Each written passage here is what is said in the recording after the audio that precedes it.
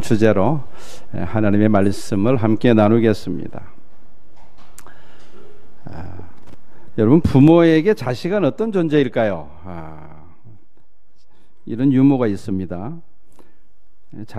자식이란 태어날 때는 내 새끼, 사춘기가 되면 왼수 덩어리, 대학생이 되면 남남, 군대 가면 손님, 장가 가면 사돈이랍니다. 또 촌수로 따지면 낳을 때는 일촌이고, 대학 가면 사촌이고, 제대하면 팔촌이고, 결혼하면 사돈의 팔촌이고, 애 나오면 동포고, 이민 가면 해외 동포랍니다. 네. 하나 더 할까요? 네. 장가 간 아들은 큰 도둑이고, 시집 간 딸은 예쁜 도둑이고, 그 다음에 며느리는 좀 도둑이고, 손자들은요 떼강도랍니다. 예. 자식이 왼수죠. 물론 모든 자식들이 다 왼수는 아니겠지만 대부분의 자식들은 다 부모의 속을 썩입니다. 부모의 마음대로 되지가 않죠. 그럼에도 불구하고 부모는 그 자식을 버릴 수가 없습니다. 자기 피부치이기 때문이죠. 자, 오늘 본문에 나오는 이 하나님의 마음도 그러하다라고 보여줍니다. 하나님께서 에스겔에게 말씀하시기를, 내가 너를 이스라엘 자손 곧 패역한 백성, 나를 배반하는 자에게 보내노라. 그들과 그 조상들이 내게 범죄하여 오늘까지 이르렀나니 이 자손은 얼굴이 뻔뻔하고 마음이 굳은 자들이다. 말씀하시죠. 하나님이 굉장히 과격하게 말씀합니다. 이놈들은 얼굴이 뻔뻔한 놈들이고 내한테 패역한 놈들이다. 지금 하나님이 그렇게 말씀하시죠. 근데 하나님께서는 이같이 진노하시면서도 왜 에스겔을 그들에게 보내실까요? 그냥 죽든지 살든지 흥하든지 망하든지 그냥 내버려 두시지, 왜 하나님은 굳이 에스겔을 그들에게 보내시려고 애쓰시는 겁니까? 그것이 하나님 아버지의 마음이기 때문에 그렇습니다. 이스라엘 백성이 뻔뻔하고 강팍할지라도 하나님은 그들을 버릴 수가 없죠. 하나님의 백성이기 때문에 그렇습니다. 잊을 수가 없죠. 그래서 괘씸하지만 버릴 수 없는 왼수 같은 내 자식들인 것이죠. 그래서 하나님이 이들을 내 자손이라고 부르지 않고 이 자손이라고 부르십니다. 4절에 보시면 이 자손은 얼굴이 뻔뻔하고 굳은 자라, 마음이 굳은 자라. 왜 우리도 우리 식구들한테 섭섭한 게 있거나 못마땅한 게 있으면은 그러죠. 우리 집 식구들 왜 이래? 그렇지 않죠, 그죠? 뭐라 그럽니까? 이놈의 집구석 왜 이래? 우리가 그러잖아요. 우리 교회에도 섭섭한 게 있으면은 우리 교회 왜 이래? 그러지 않고 이놈의 교회 왜 이래? 우리가 이제 그렇게 말하듯이 아마 하나님도 굉장히 화가 나셔가지고 당신 자손을 내 자손이라 그러지 않고 이 자손이라 부르는 것은 아닐까. 뭐 이건 제 해석이니까 굳이 마음에 안 두셔도 됩니다. 여러분, 이스라엘이 뜻하는 바가 무슨 뜻인지 다 아시죠? 이스라엘. 하나님의 백성인 이스라엘은 하나님과 씨름하는 사람이라는 뜻이 있습니다. 의미심장한 이름이죠. 하나님의 택한 백성들의 이름이 이스라엘입니다. 뜻이 뭐라고요? 하나님과 씨름하는 사람이다. 야곱이 야복 강가에서 천사와 밤이 새도록 실험할 때 하나님이 말씀하셨죠. 뭐라고 말씀하셨습니까? 이제부터 너 이름을 다시는 야곱이라 하지 말고 이스라엘이라 부를 것이니 이는 내가 하나님과 더불어 겨루어 이기었음이라. 그래서 이제 그때부터 야곱이라 부르지 않고 이스라엘이라 불렀고, 그리고 이스라엘의 자손들은 다 이스라엘이라고 부르게 된 것입니다.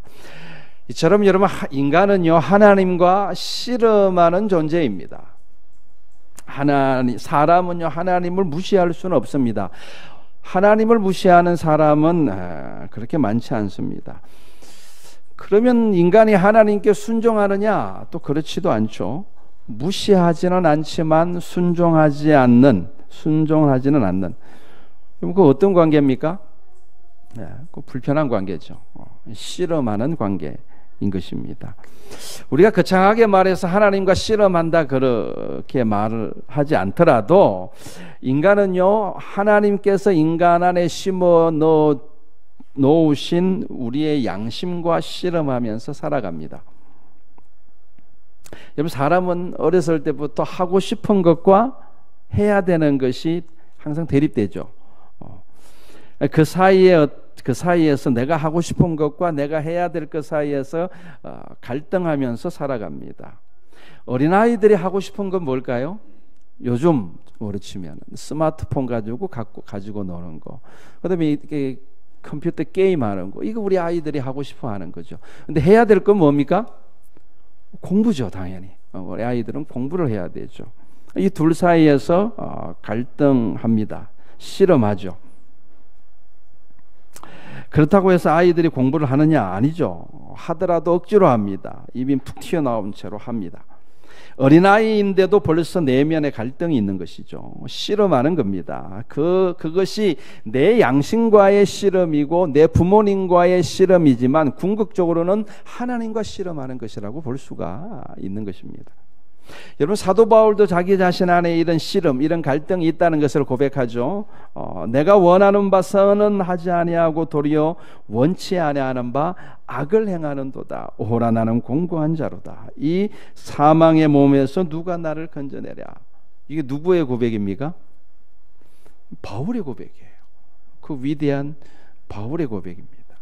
그래서 도저히 이게 바울이 이렇게 말했다라고 믿어지지 않아 가지고 어떤 신학자들은 이게 바울이 예수님 믿기 전의 모습, 전에 고백한 것일 것이다, 이렇게 해석하기도 하고 뭐 여러 가지로 해석을 합니다. 그러나 이것은 분명히 예수 그리스도를 믿고 변화된 다음에 바울의 고백은 분명합니다.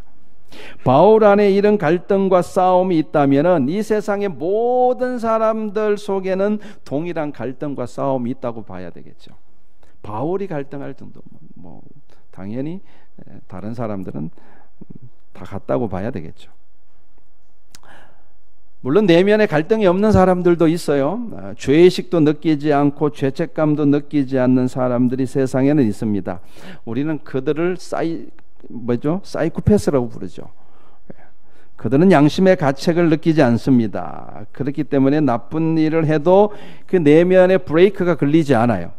그러나 그런 사람들은 극소수에 불과하고 대다수의 사람들은 마음속에서 죄의식과 죄책감과 양심과 씨름하면서 살아가고 있습니다. 자, 그런데 인류의 역사가 보여주는 것은 이와 같은 씨름의 결과 인간이 의롭게 변하지 못했다는 것입니다. 이상하죠?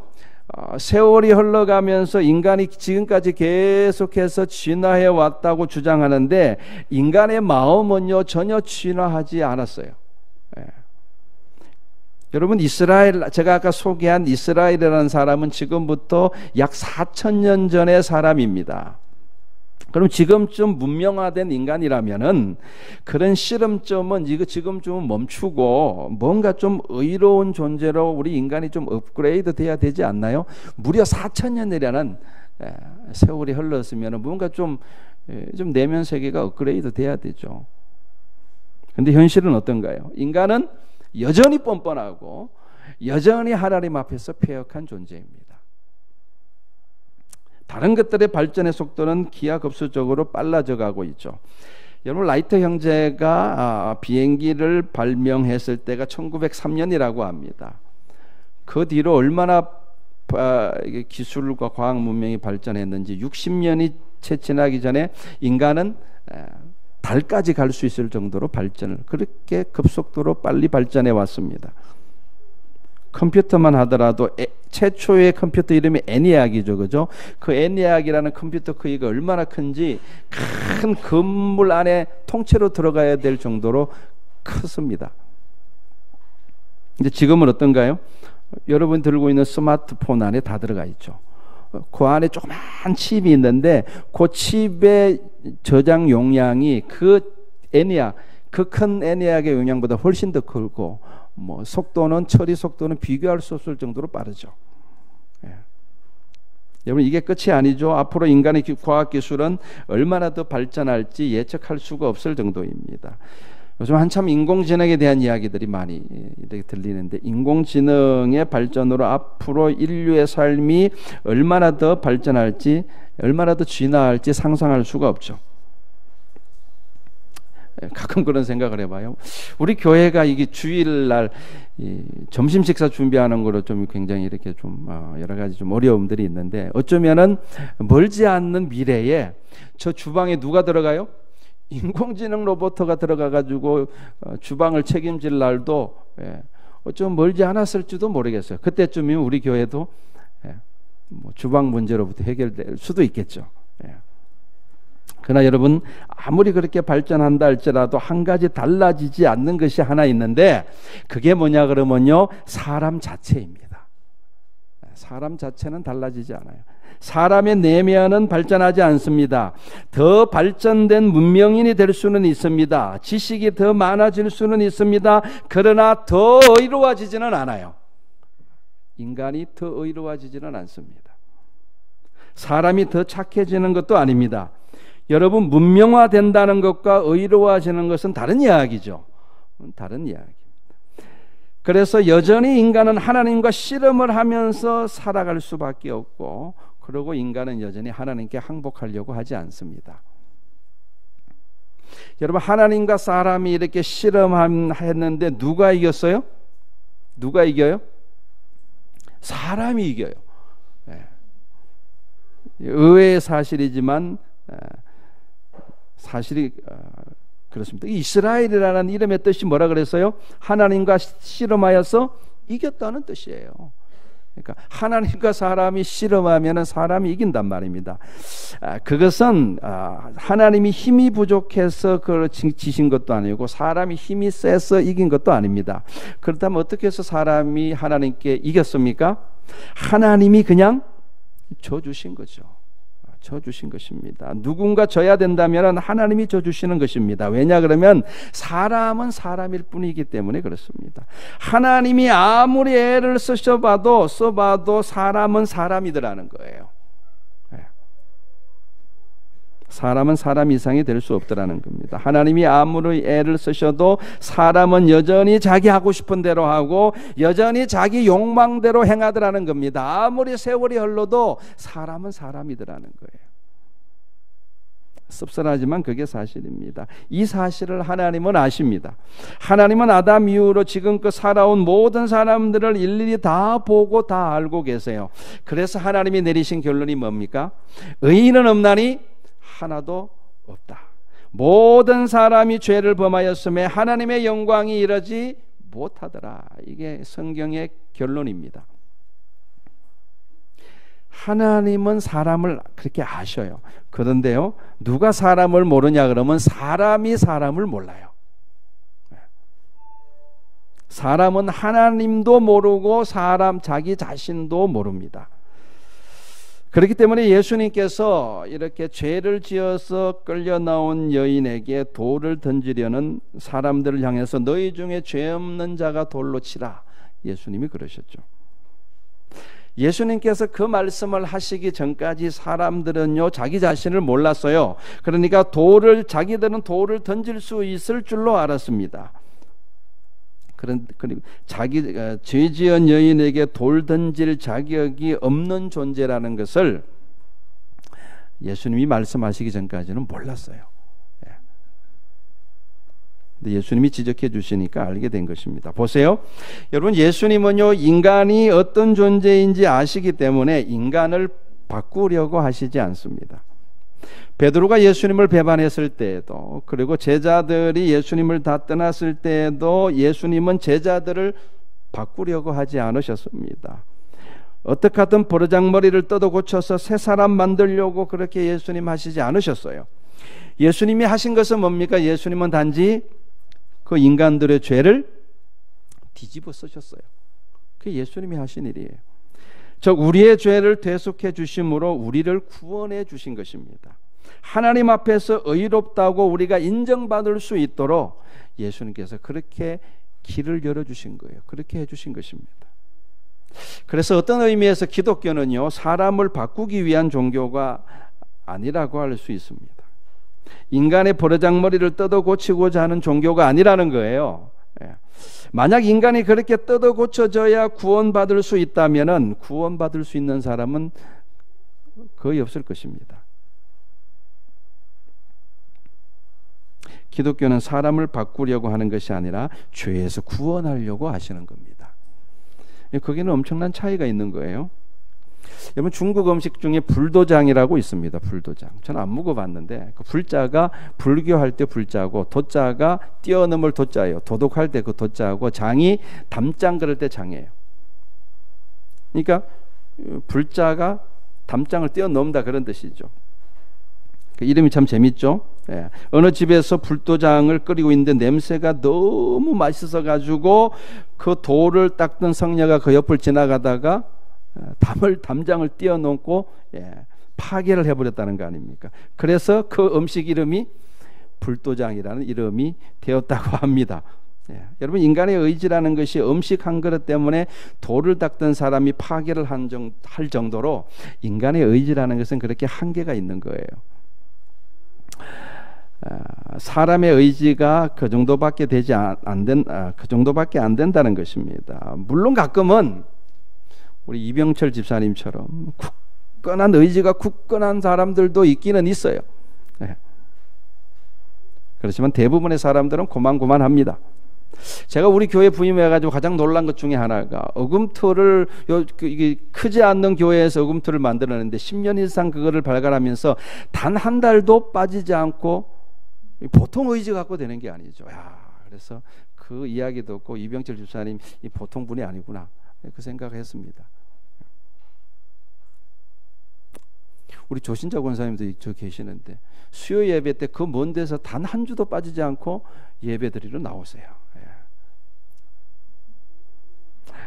제가 목사지만 목사 기죽이는 권사님이시죠. 근데 보통 사람들은 의지가 고만고만합니다.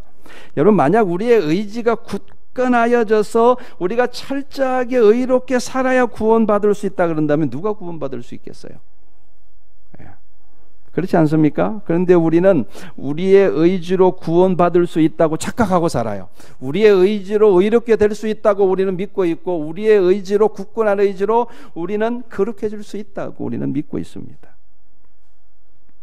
여러분, 자녀들이 TV를 많이 보고 컴퓨터 게임을 좋아하는 것을 뜯어고치기 위해서 부모들이 하는 게 뭡니까? 아예 원천 봉쇄를 해버립니다. TV 없애버리고 컴퓨터도, 그리고 거실에 누구나 다 볼 수 있는 거실에 갖다 놔가지고 아이들이 야동을 못 보게. 이제 부모들이 그렇게 원천 봉쇄를 하죠. 그러면 그렇게 되면은 인간 내면에 있는 갈등이 없어지는 겁니까? 아니죠. 아이들은 단지 이렇게 없어서 안 하는 것이고 못해서 안 하는 것일 뿐이죠. 여러분, 그것을 거룩함이라고, 그것을 의로움이라고 착각하면 안 되는 거예요. 죄를 지을 수 있는 기회를 봉쇄당함으로써 인간이 그렇게 보이는 것일 뿐이지 인간이 내면이 변화되어서 죄를 안 짓는 게 아니란 말입니다. 근데 우리가 생각하는 인간의 거룩함은 이 수준을 벗어나지를 못해요. 여러분, 이슬람 국가, 특별히 근본주의 이슬람 국가, 모든 여성들이 착용하는 게 있죠. 그건 뭐죠? 차도르, 히잡이라고 그러고, 차도르라고 눈만 이렇게 뻘끔 내놓고 다 뒷부 씌우는 거 있잖아요. 그렇게 하고 돌아다니죠, 여자들이. 그 왜 그렇게 하냐 그러면은 남자들이 유혹을 받지 않게 하기 위함이래요. 물론 그렇게 여자들을 싹 다 검은 천으로 가림으로써 남자가 덜 유혹받을 수는 있겠어요. 덜 성적인 유혹을 덜 받을 수는 있겠습니다. 그러나 제가 묻겠습니다. 그게 거룩함입니까? 그게 거룩함이에요? 이슬람 남자들이 우리보다 더 의로운 존재가 된 것입니까? 그것은 유혹받을 기회를 차단당한 것일 뿐이지 사람 자체가 거룩해진 것은 아니죠. 그렇지 않습니까? 그러니까 여러분들, 종교적인 율법으로 금욕을 강요함으로써 나는 거룩하다, 나는 어렵다, 나는 구원받았다 하는 것은 위선일 뿐입니다. 인간의 그 율법, 종교의 율법으로는 사람은 결코 인간의 내면을 변화시킬 수도 없을 뿐더러 그렇게 내가 의로워졌다고 믿는 것은 스스로 착각하는 거죠. 이건 이슬람뿐만 아니라 모든 인간들도 마찬가지입니다. 인간의 내면의 갈등을 없앨 수 없기 때문에 TV를 없애고 인터넷을 거실로 끌어내는 것뿐입니다. 그렇다고 해서 아이들 마음속에 갈등이 없어지는 것이 아닌 것처럼 어른도 마찬가지예요. 하나님은 이 사실을 누구보다도 잘 알고 계십니다. 하나님은 인간을 물로도 심판해 보셨고 하나님은 인간을 불로도 심판해 보셨습니다. 그런데 그때뿐이더라는 거예요. 그때뿐이더라는 겁니다. 사람은 여전히 사람이더라는 거예요. 그래서 하나님이 어떻게 하셨습니까? 인간을 포기하셨나요? 아니요. 하나님은 인간을 포기하지 않으셨습니다. 하나님이 사람들을 얼마나 사랑하시는데요. 그래서 오늘 본문에서 이스라엘 백성이 어떤 존재인지를 아시면서도 그들이 여전히 하나님 앞에서 패역한 존재이고 얼굴이 뻔뻔한 마음이 강팍한 존재인 줄 아시면서도 여전히 에스겔 선지자를 보내시는 것처럼 하나님은 인간에 대한 사랑을 포기할 수 없기 때문에 예수 그리스도, 당신의 아들 예수 그리스도를 이 땅에 보내신 줄로 믿으시길 바랍니다. 인간은 여전히 뻔뻔합니다. 여전히 패역한 백성입니다. 여전히 하나님을 배반하는 족속입니다. 그럼에도 불구하고 하나님은 인간을 포기하지 않으십니다. 인간을 바꿀 수 없다면 인간의 죄를 뒤집어 쓰시겠다는 겁니다. 이게 하나님의 방법이에요. 이게 하나님이 인간을 구원하시는 방법이에요. 내가 내 인간들의 버르장머리를 뜯어 고칠 수 없다면 내가 그 죄를 뒤집어 쓰시겠다는 거예요. 그렇게 하나님은 인간을 구원하시기 위해서 죽으신 것입니다. 그렇게 하심으로 하나님 자신도 의로우시고 또한 예수 믿는 자들도 의롭게 하시려는 것입니다. 아멘. 그게 로마서에서 바울이 발견한 거예요. 하나님 자신도 의로우시고 예수 믿는 자들도 의롭게 하려 하심이라. 로마서 3장에 나오는 말씀입니다. 그게 구원의 신비고 하나님의 신비예요. 그러므로 사람은 오랜 세월 동안 돌을 닦고 애를 써서 구원받는 것이 아니고 죄를 씻음받음으로 구원을 받는 것입니다. 예수 믿으면 구원받습니다. 그것이 진리입니다. 인간이 어떤 존재인지 아는 사람이라면, 그리고 정직하게 내가 어떤 존재인지를 인정하는 사람이라면 그것이 진리일 수밖에 없음을 알 것입니다. 우리는 하나님의 은혜로 구원받는 것입니다. 할렐루야. 할렐루야. 그렇기 때문에 사람이 자랑할 수 있는 것이 아무것도 없어요. 뭘 자랑하겠어요? 내 의로움? 아니요. 그거는 그냥 감춰져 있고 억눌려져 있는 것이지 내가 의롭다고 자신 있게 말할 수 있는 사람은 없습니다. 사람이 자랑할 수 있는 것이 아무것도 없어요. 사람이 자기의 행위로 구원을 받는 것이 아니기 때문에 자랑하고자 하는 자는 예수님을 자랑해야 될 줄로 믿습니다. 예수님 외에는 자랑할 것이 없습니다. 내 의를 자랑할 수 없습니다. 오직 예수님을 자랑하고 오직 예수님만을 의지해야 합니다. 예수님께 우리의 소망이 있는 줄로 믿습니다. 그러므로 여러분들 듣든지 아니 듣든지 예수 그리스도의 복음을 전하시길 바랍니다. 때를 얻든지 못 얻든지 복음을 전하시길 바랍니다. 예수 그리스도를 전하세요. 그 중에는 자기가 죄인임을 인정하는 사람들은 복음을 받아들일 것이고, 여전히 자기 자신이 패역한 존재임을 인정하지 않는 사람들은 복음을 받아들이지 않겠죠. 당연하죠. 그러니까 듣든지 아니 듣든지 복음을 열심히 전하시길 바랍니다. 구원받을 사람은 다 구원받습니다. 여러분, 참 신기한 것은요, 예수 믿기 전에는 그렇게 바뀌지 않던 사람이 예수 믿으면 바뀝니다. 진짜 예수 믿으면요, 진짜 사람 바뀝니다. 정말 그래요. 예수 믿기 전에는요, 아무리 내가 저놈의 버르장머리를 뜯어고치겠다고 하고 아무리 애를 써도 사람 안 바뀌어요. 여러분 경험해 보셔서 아시지 않습니까? 사람 절대 바뀌지 않습니다.